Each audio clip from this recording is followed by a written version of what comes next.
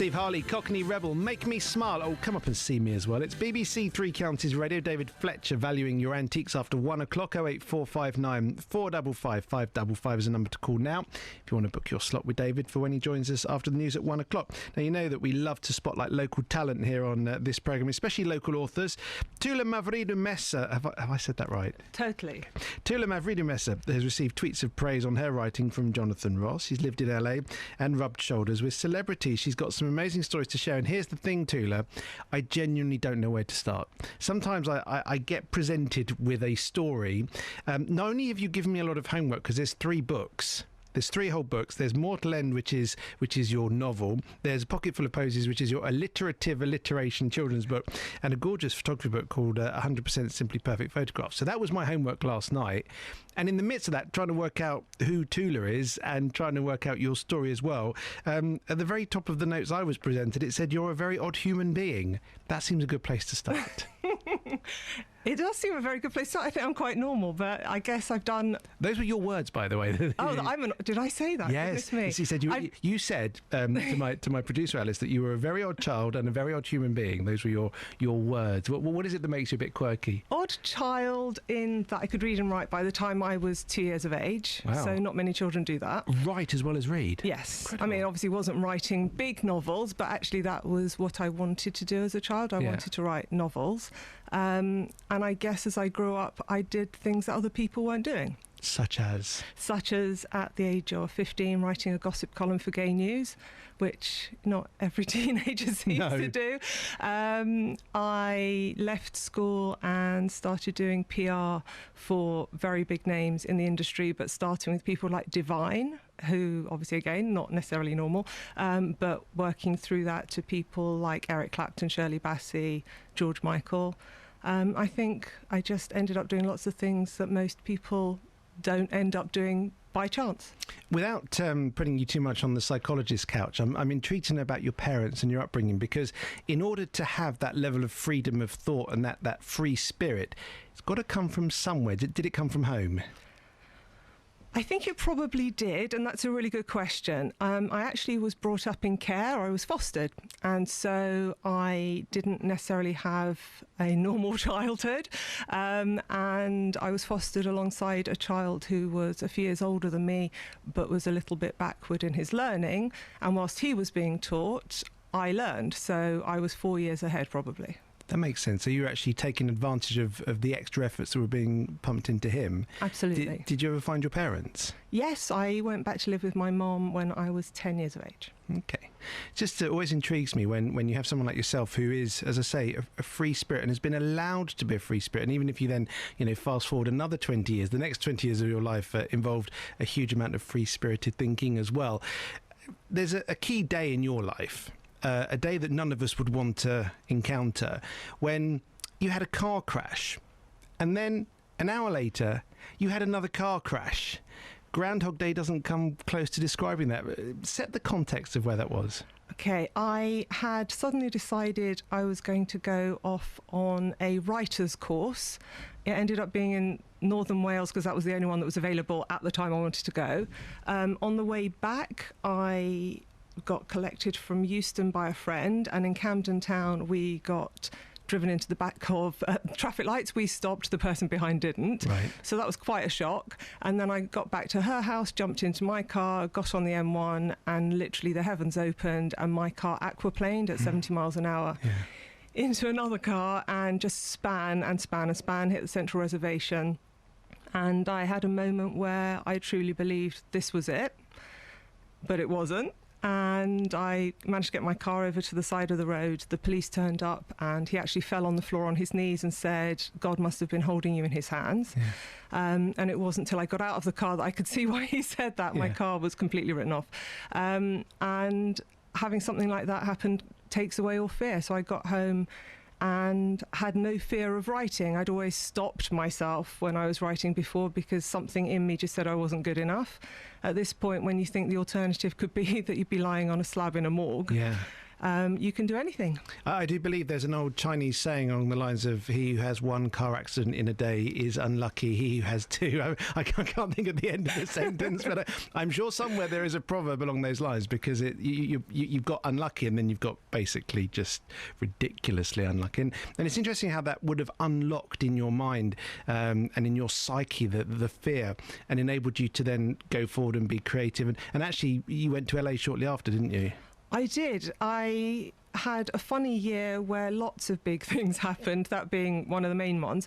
And I think once you've faced death head on, then there really is very little to be afraid of. So I decided on a whim to pack up and go to LA and see what might happen. And fortunately, all the things I could never even dreamed of happened. So I managed to get jobs. I managed to get jobs on shows like the Golden Globe Awards, the American Music Awards, the People's Choice Awards. I had to look after people like Martin Scorsese and Robert De Niro, Sophia Loren, hang around backstage. But were there any A-list celebrities you were looking at? No, not that year. That year we had a very quiet time. It was a dream come true from the point of view of just meeting people you didn't think you'd ever get to see.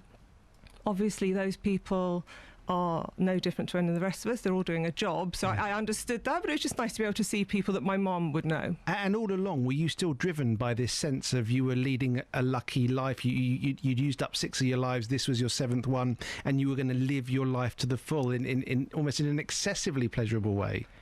I do think like that. I wake up every day, and especially when I was in LA, waking up every day thinking I'm in a country where there are 360 million people, and many of them would probably love to be doing what I'm doing, and I'm doing it, and it came to me. I didn't really look it out. It just fell into my lap. So I feel very fortunate, and I know that lots of the things that I do are things that a lot of people wish they would have the opportunity to do too. Can I ask you a random question? Of course. Did you have a pizza at Raffaello's in Los Angeles?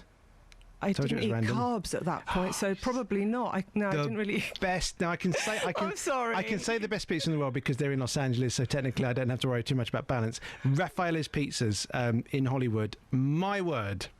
That's all I'm going to say. Thank you. Now, if I had only known you before I'd gone 15 inches wide with the most undulating, popped-up crust, just works of art. I digress. We're talking to Toula Mavridou-Messer here on BBC Three Counties Radio. As you've been hearing, quite a life story, and she's got 3 books out. We'll talk about each of those 3 books very, very shortly. Here's Joni Mitchell. It's Big Yellow Taxi.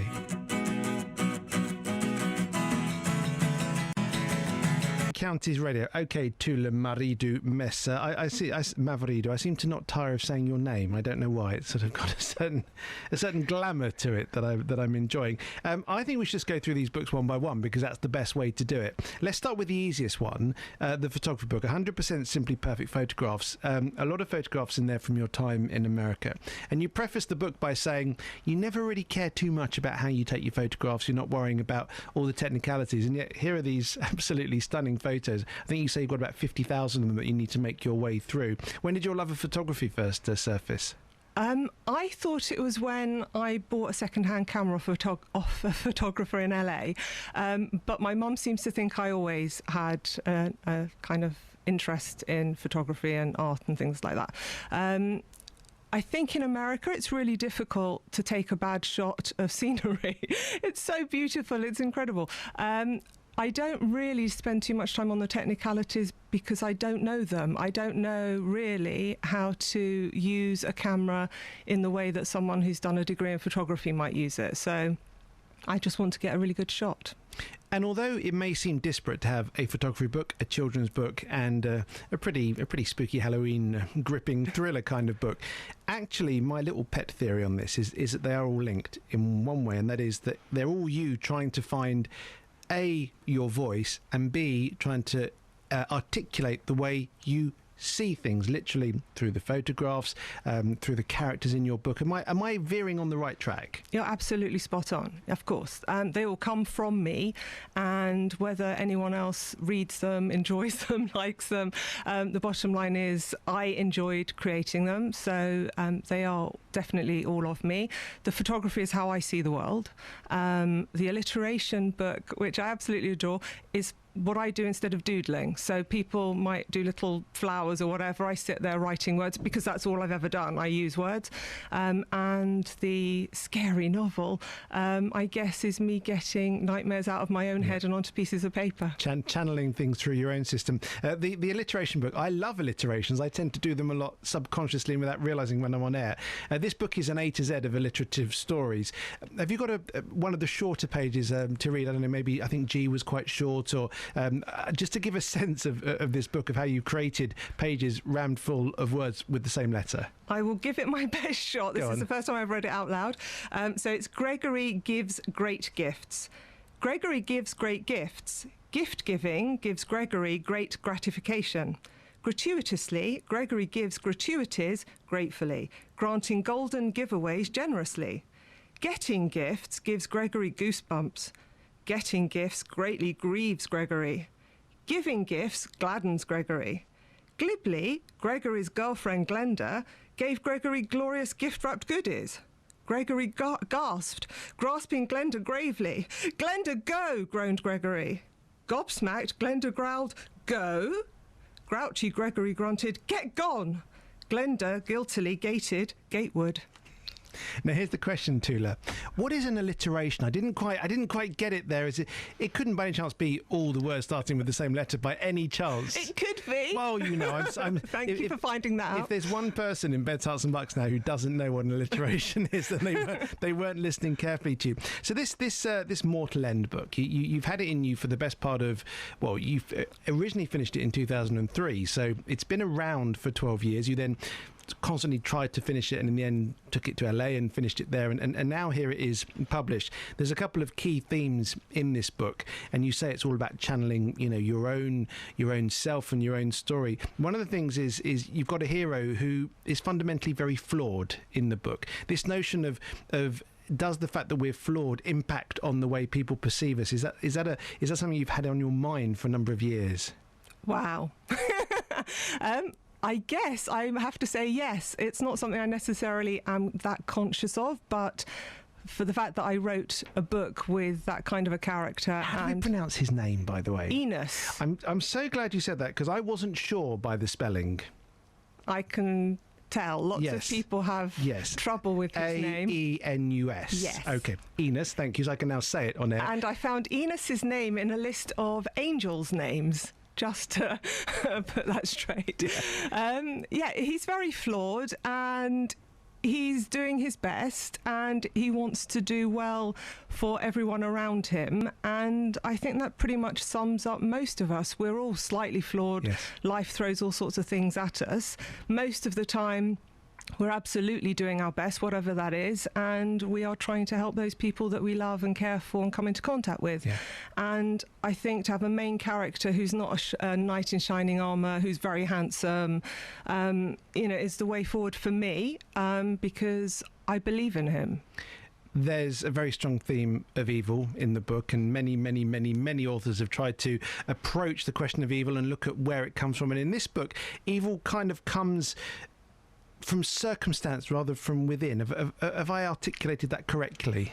Yes, we have a character who she wasn't born bad, but through circumstances and things that happened to her throughout her childhood becomes very unpleasant. And my question that's raised in the book is, are we born evil or do we become evil? And the answer is, I don't actually know that. I don't know. It's not for me to decide. It reminds me of A-level French. Do you remember a book called La Bête Humaine by is it Émile Zola, I think, wrote that? And that was all about the beast within, whether we all fundamentally have that evil inside us, or whether it's just something that's triggered by circumstance. One of the characters that you based this on, that you based particularly Bilala's character on, was this rather scary Amelia Dyer. Her story involved fostering children and then farming babies. What do you mean by that? Basically, I guess it was a term that Victorians used. Yes. She was a woman who, for money, would foster other people's children, and obviously back in Victorian times, unmarried mothers were not looked upon well, so she had lots of clients. Out of wedlock. And then she murdered them. And she'd literally, before she even took them home, they would be disposed of. So they don't know the exact number of children that were disposed of, but they estimate at least 450 minimum. And it took a long time for her to be caught, and eventually it was just silly mistakes that caught her. So she could have obviously gone on and on and on. And then her daughter also did the same kind of thing as she grew up and needed money too. You said earlier on that you were fostered as a child. Obviously, this particular very unpleasant Victorian character, Amelia, was murdering foster children. Was there something in the back of your mind that was linking all of that together? As I said when you mentioned it to me earlier, it wasn't something I was consciously aware of, so I'm very impressed that you've put that together. I suspect that any of us have had any kind of difficulties in our lives, carry them somewhere in our heads, and we are attracted to stories that maybe tell our story slightly. So I guess in my head, as I was reading about her, there were elements of me thanking God that I didn't have a foster mother like that. Yeah. But I guess there's always that element of thinking it could have been me. Plus, also, I was just kind of intrigued by the story, the fact that a woman who was so openly trying to get business looking after children was getting rid of them so easily. There's something wonderfully old-fashionedly folkloric about this tale, not least the age-old question of do two wrongs make a right? And do they? I don't think any wrongs make a right, but I think sometimes when you hear awful stories, you can't help but understand why people respond to certain things in negative ways. But ultimately, there are always choices of how we behave. Our character in the book behaves so badly, I don't think there's any right that can come from it. I think we got there, Toula. I think we've managed to cover LA, your early childhood, and your 3 books, okay? Toula's novel is called Mortal End, a simmering pot of jiggery pokery. It's a bit of an adult fairy tale, I think would be the best way I can describe it. Pocket full of posies, that alliteration book, which I'm sure your children and grandchildren will enjoy being read to, and 100% simply perfect photographs, lots of very, very nice pictures. Where's the best place to find all of this together, Toula? Because I'm sure my listeners will want to, but it's quite disparate. Very easy. Go to Amazon. You can get hard copies, or you can get downloads from Kindle. And do a search on Amazon for Toula, Toula, Mavridou, Mavridou -Messer. And you're on Twitter. What's your Twitter name? A to Z of Wonderment. A to Z of Wonderment. You may now leave the psychiatrist chair. I feel like I've asked you some probing questions at times. At times it's been lovely to have you here in the studio. Thank you so much for having me. It's BBC 3